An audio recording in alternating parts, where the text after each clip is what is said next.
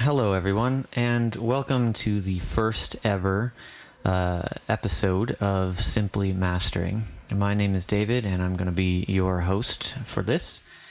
It's basically just going to be a very simple, essentials of mastering type of course using free plugins.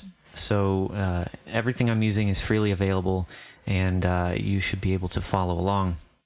I'm providing the mix file that you see here in the description, as well as links to all the plugins that I'm using.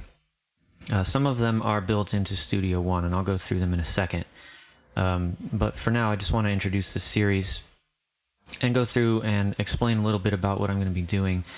Future videos won't go into so much detail, and they'll probably be a bit shorter than this one. But I feel like I need to get what the goal is across before I actually get started, so that we'll know what's expected and what we're shooting for, what the end result should be. In my opinion, mastering is definitely not about making changes to a mix. It's about enhancing the mix. It's about taking what's there and making it better in such a way that you're doing things that are almost invisible. You make changes to the frequency spectrum, you make changes to the compression, you set the level at the final output level that you want it to be at, and various other things. To keep this simple, I'm going to limit these videos to the basics. We're going to be using one equalizer. We're using two compressors, actually, and we're using one limiter. And that's about it. We'll do some automation at the end with the mix tool. But other than that, I think that's probably the most complicated thing we're going to be doing. It's very simple. Now, the crucial part of this is going to be the equalization. Anybody can dial in a limiter. Anyone can crank up the threshold. Anybody can set a compressor. Where you actually set the compressor is important. But in this case, we're using a compressor that has an automatic release, and all we're going to be doing is setting the attack and the amount of compression. Again, it's supposed to be simple, just to give you an idea. This isn't going to make you a pro. This isn't going to make you, this isn't going to teach you any magic tricks. There's nothing special going on here. But my hope is that you can take what you see and learn here from following along and apply it in your own way with better software, better plugins. Again, these are all free. They're not exactly the best, but they're pretty good for being free. The ones that are built into Studio One, actually, the equalizer specifically, and I'll begin to go through this here. The equalizer, the Pro EQ, this thing is really good. I tried a few other free equalizers that I could use for this series, and I've really just, I don't know, this one, for some reason I kept going back to it, so this is the one I stuck with. It's 5 bands, and it's got 2 filters, which we probably won't use. We might, in future videos, but I don't know about this one. I've already previewed this track, and I really don't think we're going to need the filters for this. So the next thing I have in my chain is the Klanghelm MJUC Junior, which is a fantastic free compressor. It's really good tube-style compression, very moose style. And it's really good on vocals if you're going for that sort of thing. But for this, what we're going to be doing is very minimal. We're just going to be using it to add some tone and a little bit of compression, like maybe 1 or 2 dBs. So we'll leave the time constraint on low, and we'll get back to this. Now, my compressor actually is a free compressor from F-Expansion called Decam Free Comp. I like to call it Pinky because Decam Free Comp is too long to say, and it's pink. So I'm going to refer to it as Pinky. My attack is, we're going to set this at 30, and we'll play with the threshold and everything later. The ratio should be at 2, and your gain reduction should be enabled. Show compression. Okay. The next thing in the chain is the Loudmax from Thomas Munt. Once again, all of the links to these are down in the description. So we'll be dialing this in a little bit later, but what I want to make sure I do before I forget is to set the output threshold, or the ceiling, I should say, to negative 0.2. Okay, so we'll get back to all of that later. One last plugin to show you guys here is the VU meter, and this is the PreSonus free VU meter that comes with your copy of Studio One. So we're going to make sure that the sensitivity is all the way down on this, and that the scale is set to 6. Okay, I'm going to go ahead and leave this open because the first step in this process is going to be to listen to the mix, and I just kind of want to see where it's sitting. None of these are turned on, and we're going to just sort of go through this, and we're going to basically just be listening to the mix. Now, as we're doing this, make mental notes, or if you want to jot stuff down, go ahead and jot stuff down on a piece of paper, or type up a notepad document, or whatever, text document. Anything that you want to take notes on is fine. Basically, what we're going to be listening for is the balance of the frequency spectrum. Okay, there's no compression, there's no limiting, there's nothing. This is just the raw mix as it is, as it was sent to me. The name of the track is Witch Hunt, and it's by a band called S6N. They're going to be releasing an album here pretty soon, but they were gracious enough to let me have this track to use for the video, and I'm pretty sure we're going to be able to use some other tracks of theirs in the future as well, but I am going to try to get some variety on this. So a little bit of rap, a little bit of hip-hop, rock. This is more industrial metal type stuff. We'll try to get some country, a whole bunch of different genres throughout this series, just to get some variety. Okay, so let's get started with this. I'm just going to hit play. Again, listen for frequency spectrum, jot down notes if you want to. If there's anything you hear in here that you would automatically just be, oh, I need to change that. I need to, maybe it's not bright enough. Maybe it's too bright. Maybe there's too much bass, not enough, whatever it is. Jot that stuff down and we'll get back to it.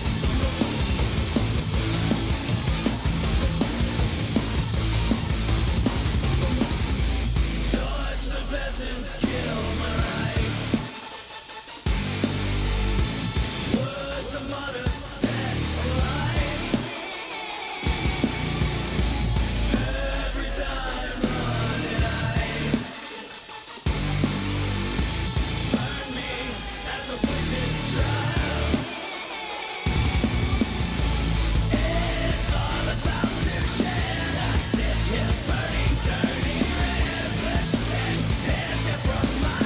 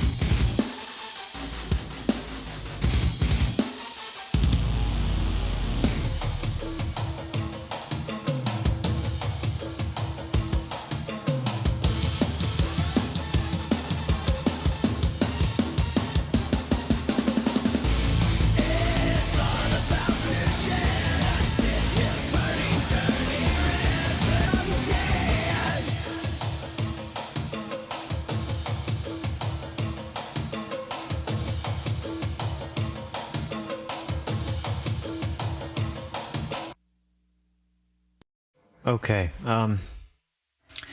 First thing I want to do before I get into details is to trim this thing, because we've got 3 seconds of silence at the beginning. Generally, I'd like to leave about, I don't know, half a second or so at the beginning. Make sure that your time base is set to seconds so you can see where a half second is, like right about here or so. And then we'll fade that up to there. And then the end kind of just drops off really quick. So I might just do something like this and give us a fade out. I mean, this is ultimately not up to me. I would consult with the band first before I do this, but for the sake of the video, I will do this. One of the things I've done here is set my snap to events only. Okay, and my snap is on so that the markers will stick to the end of the track, wherever that is. Now, the track hits silence right here where I've got the end, so I'm actually just going to back this up a little bit so I've got some more silence on the end of the track so that it doesn't just end abruptly when the sound cuts off. Okay, now that that's set up, I'm going to go into some of the things that I noticed when I hear this thing. First of all, we've got a little bit of mud, somewhere between 200 and 300 hertz, I think. It might be around 300, maybe 350, I'm not sure. It might be a little bit lower. Also, yeah, it is a little bass heavy for that reason. And I think we could use a little more presence in the mid-range, and there's something going on in the highs, way up high, like above 12K that we might need to address. But again, we're not going to be doing anything too crazy. Again, mastering is just about enhancing and fixing, or I say fixing, but correcting what's there. We're not actually trying to make anything different. Okay, if there's something radically wrong with the mix, we'll probably just want to send it back and have it fixed there. But basically, all we're concerned about at this stage is overall, broad strokes. Okay, nothing too surgical. I mean, we can if we need to, but we'll see. So the first thing I want to do is load up the equalizer, turn it on. And I'm going to go through this thing. And as I play the song, I'm just going to play the track again, and I'm going to start to make some adjustments. And as I do that, just keep an eye on what I'm doing, and let's see if any of it matches up with what you would have done.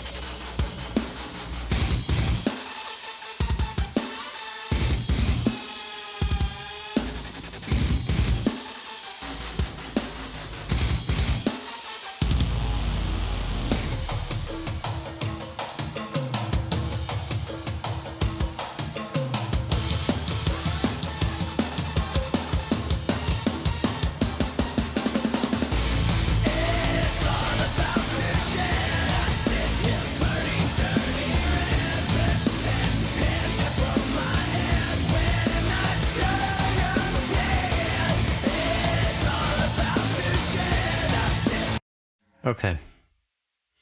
I think this is a pretty good starting point. If I were to really spend some time with this, might, spend a little bit more, be a little bit more accurate, a little more focused on that. But I want to get this video done in a reasonable amount of time. So I'm just going to go ahead and leave that as it is for now. I think that's actually sounding pretty good so far. The next thing I want to do is get the MJUC Junior involved. And again, we're going to leave this on slow. Make sure that this is nulled out at 0. And we're going to play the track again. And what we're going to be listening for is as I turn this up, is a slight reduction in level. So maybe 1 to 2 dBs difference when I bypass. Okay?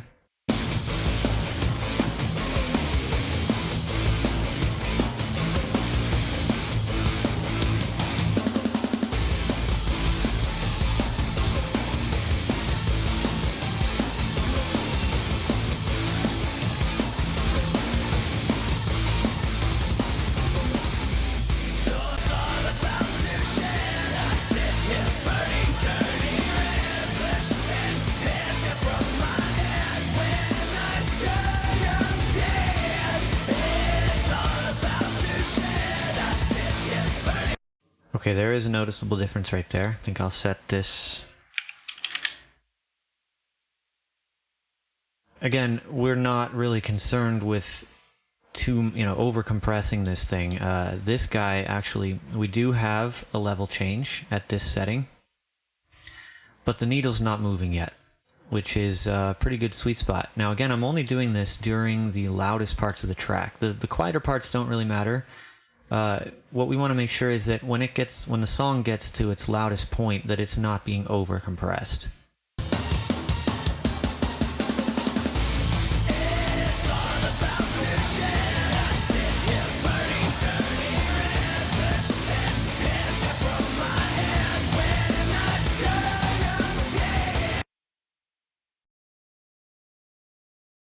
We'll compensate for this by adding a dB of gain, and we'll see if we get a change.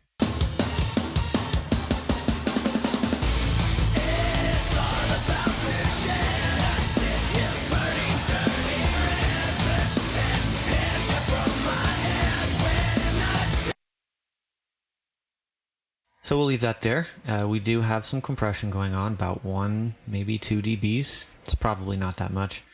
But it is actually working, doing something, adding a little bit of color as well. Next thing we want to do is work on the actual compression itself. And I've set this to 30. And the makeup gain is at 0. This is all nulled out at 0 because we're not going to be using these at all. So let's go through this, this section again. Now what I'm listening for with this guy is I want to add a little bit more punch, and that's what this is going to do. But I don't want to do any more than maybe 1 or 2 dBs again. So as soon as this thing starts to dance a little bit, we're good.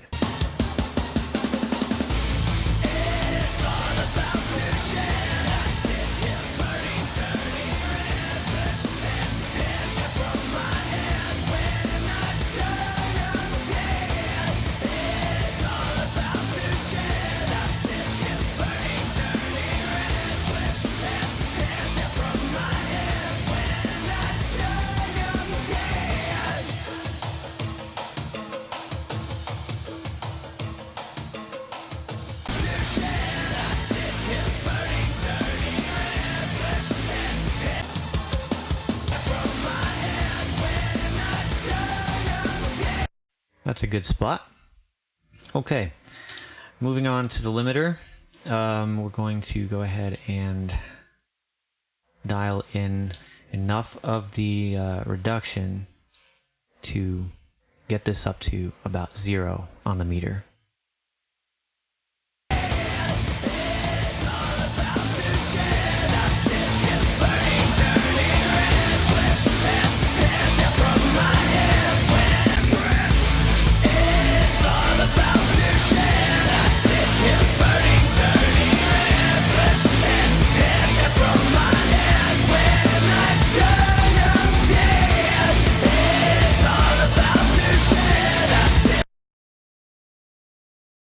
this is where we're going to leave it for the volume.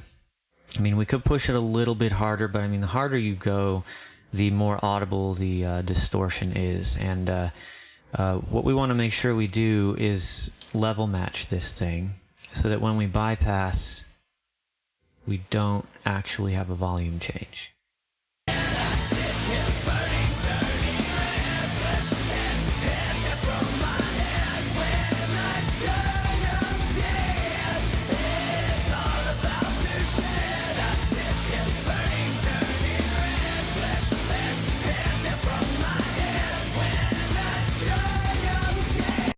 Okay, we have some subtle differences in the bass, but I mean, overall, if you're going for a louder master, you definitely need to use something a little bit more powerful than this guy. But for the purposes of this video, we're going to just sort of leave it as it is. And I might actually go back to the EQ now and add that bass back in. I'm going to put this back up to level. Go back to the EQ now and just put this bass back in. Just mute that band. So what we have now, with the exception of the limiter actually causing us a little bit of grief, is a master which sits at the level we want it to sit at, and it's balanced. So now I'm going to play the whole chain again.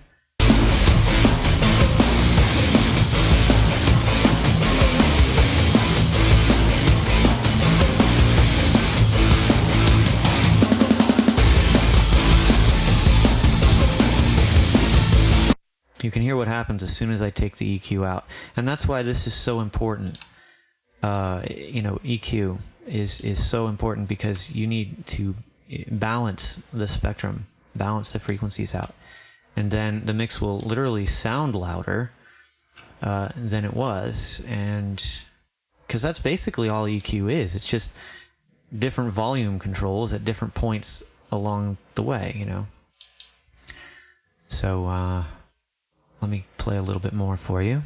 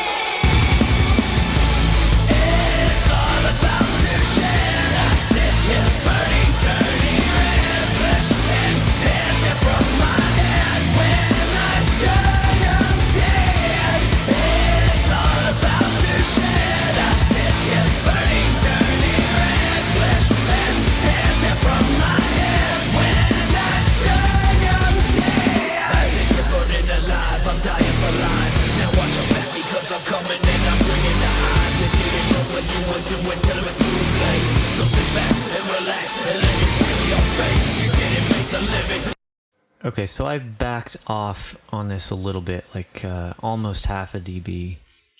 You know, I could probably even back it off a full decibel or half a decibel, just to minimize some of that bass loss, you know, so I keep the punch.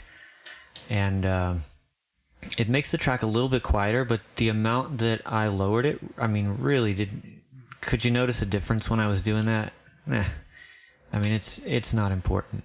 What's important is that we get the overall sound where we want it, and we really don't give a crap about where the level is. You make the walking dead, and you ain't got no bricks, so you're my daily bread. I can't let you breathe no more. So take your last breath. It's all about this shit. I sit here burning, turning red flesh and empty from my head when I turn on dead. Now this part coming up right here, I'm going to isolate this with the loop region. One of the things that I haven't done yet, it's actually the last thing there is to do, is to activate the mix tool. What I'm going to use this for, and you'll be able to hear this, I'm going to play this section right here, actually a little bit further through here. This is a very dynamic section of the track. We go from a really loud chorus down into this lower section, then we have some percussion, and it comes back into the full thing again and then closes. But currently, what we're doing is we're kind of limiting, we're slamming, not slamming, but we're compressing the whole track equally. But what we want to do is actually create more of an impact for these louder sections, and that goes back to this section here and these three in between the choruses, the intro, the two verses, and so on. But what we want to do is to create more of an implied sense of dynamics by actually automating the input. Now we've got the compression and everything set where we want it for the loudest sections of the track. So we're not going to lift this up any at all. Okay, what we're going to do is automate it down and then back up to 0. Okay, so we can do that by right-clicking on the dial, edit gain automation. It's going to create a lane over here for us. I can hide the mixer, hide this. I guess I can leave that open. It doesn't really make any difference. So now what I'm going to do is I'm just going to play this track section and just take a listen.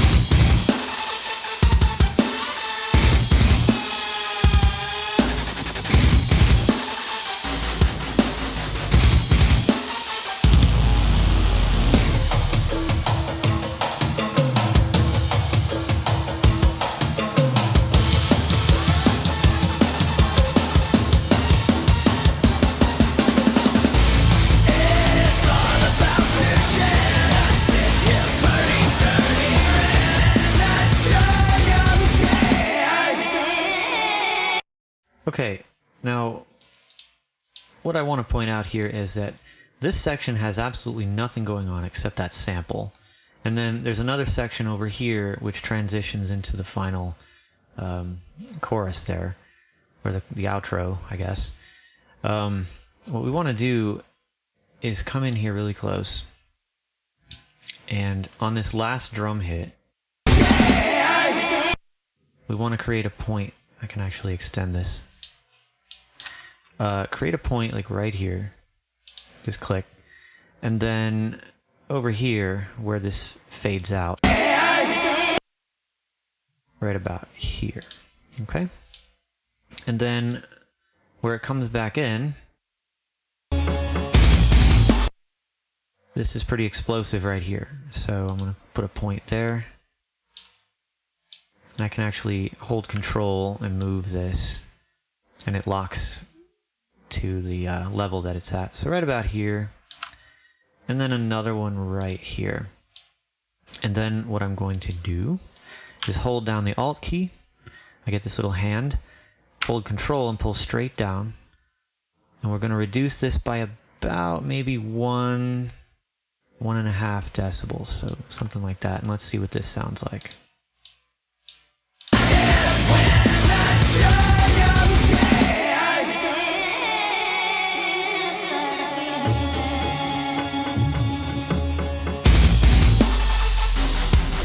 The point is to create more dynamics by lowering this, because we don't want this to be as loud as this.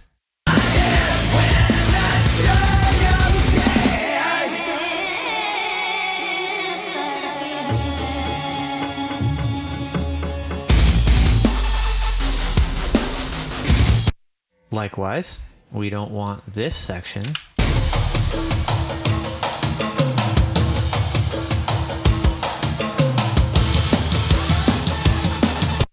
to be as loud as this section.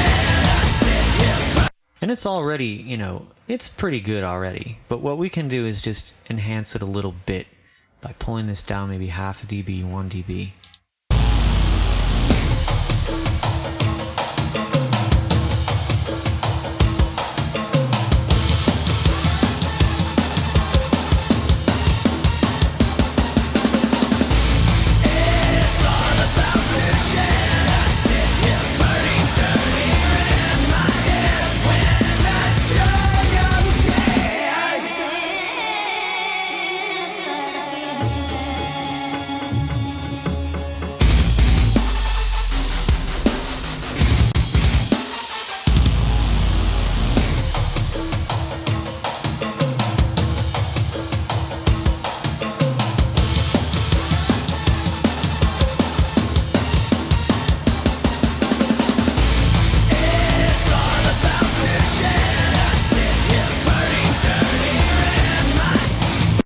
Okay, so this just helps. It enhances the track a little bit and creates emphasis on those louder sections. We can do the same thing here in between the...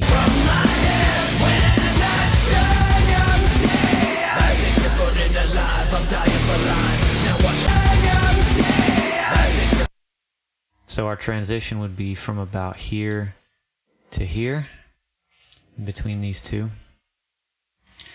And then coming back out of the verse into the chorus. So take your last breath. I kind of like the idea of having it swell up through this section. So what we're going to do is take it down right here, and then maybe have it swell up through this section right here. Okay, so I'm holding Alt, Control, and dragging straight down. That way it won't go left and right. It just snaps. So take this down about maybe 1.7, 1.5. We'll see how that works. So take your last breath. One of the things you might have already noticed is that I put this in the wrong place, but that's okay because we can edit this. We'll just take that out. We'll take this out. We'll take the value from this guy, which is negative 1.71, and we'll hold this control key down, pull him down to 1.71, and now we have this.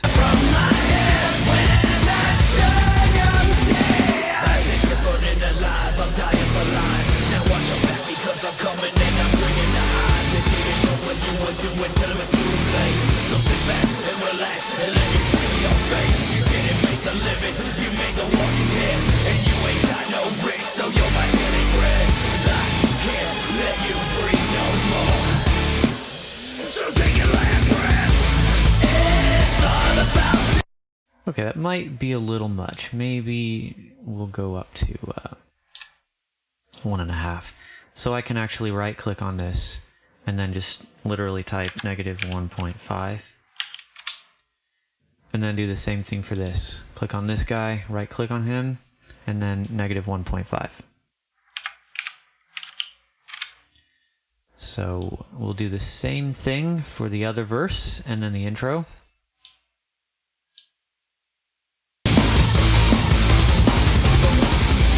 Touch the peasants, kill my right. Touch the peasants, kill my rights. Touch the peasants, kill my rights. Words of modest sacrifice. It's all about to shed. I sit here burning, turning red flesh and hands it from my head. When I turn, I'm dead. It's all about to shed. I sit here burning, turning.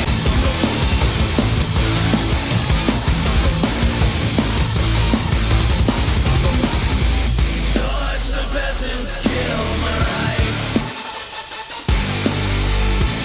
Words of modest sacrifice.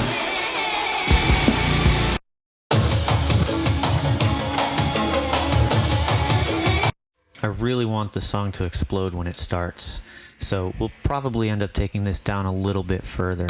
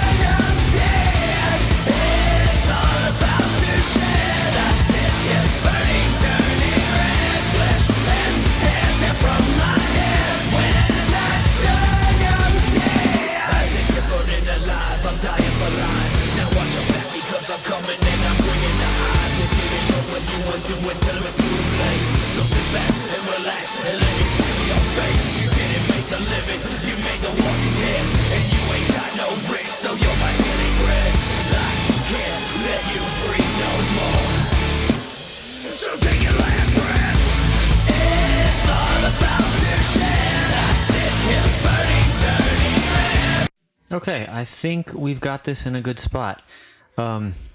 This automation isn't necessary, but it does add a subtle enhancement to the overall track's dynamics, whereas we're talking about dynamics and compression, this is actually more or less implied dynamics, perceived dynamics between sections of the song to add emphasis to them. And I think that's a really important thing to take into consideration.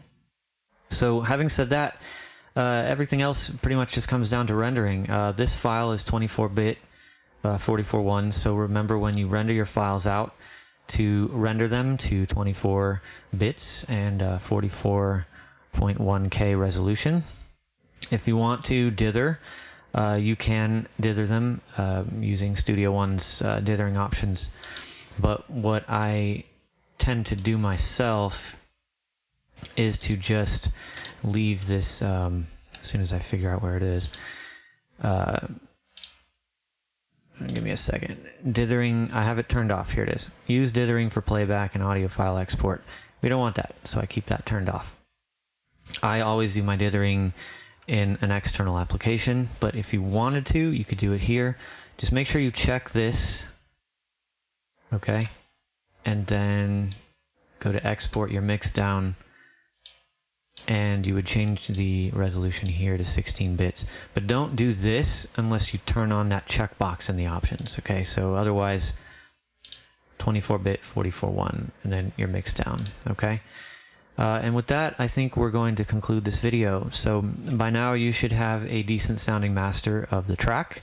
Feel free to improve on what I've done. This is by no means any perfect master. It's more or less just done in a live situation with this recording apparatus going at the same time. So yeah, by all means, try to outdo me if you want. Feel free to leave a comment. Let me know what you think. Also, if you manage to improve the track, I'd love to hear it. So send me a line. All the information is in the description. Okay, well, I'll see you next time, and happy mastering.